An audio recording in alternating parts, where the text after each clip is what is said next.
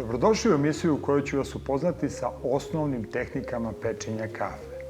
Sam proces pečenja dovodi do promene fizičkih, ali i hemijskih karakteristika zrna kafe. U fizičkom smislu zrno kafe se uveća 2 puta, pri čemu izgubi 15% svoje prvobitne mase, kao posledica isparavanja vode tokom procesa zagrevanja, odnosno pečenja.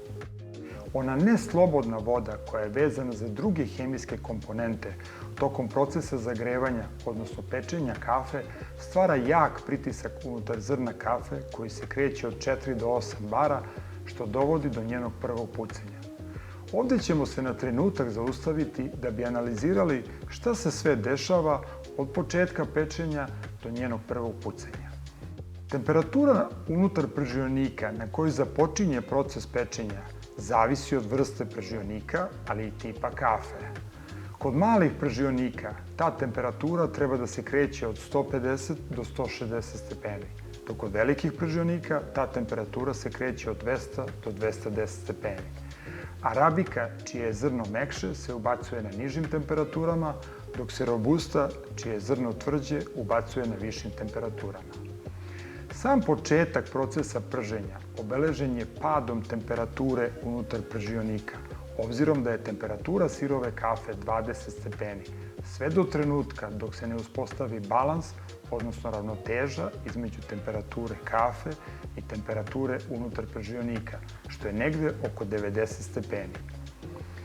Promena iz opadajuće temperature u rastuću temperaturu je trenutak koji se naziva turning point ili prelazna tačka. Prvo pravilo koje mora biti ispoštovano da temperatura uvek mora da raste nakon prelazne tačke sve do njenog prvog pucanja. Koliko će da raste je nešto o čemu možemo diskutovati. Stručno se naziva rate of rise ili promena temperature u jedinici vremena. Ovde treba da imamo na umu da u trenutku prvog pucanja kafa oslobađa svoje organske karakteristike. U tom trenutku ima najveću kiselost i slatkoću, najmanju gorčinu, ali i punoću.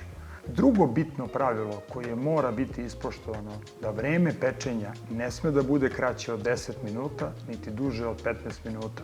U suprotnom dobit ćete nehomogeno ispečenu kafu, drugim rečima ispećete kafu s polja, ali ne iznutra.